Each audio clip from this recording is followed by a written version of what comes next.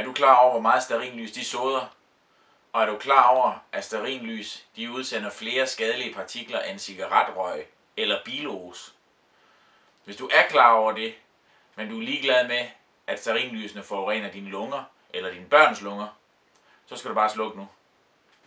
Men hvis du rent faktisk er typen, der bekymrer dig om dit helbred og dine børns helbred, så skulle du overveje et alternativ. Det er et miljøvenligt lys, der hedder Waxilight, som er lavet af palmekerndolie. Jeg er i hvert fald ikke i tvivl om, hvad jeg vælger på mine børns vegne.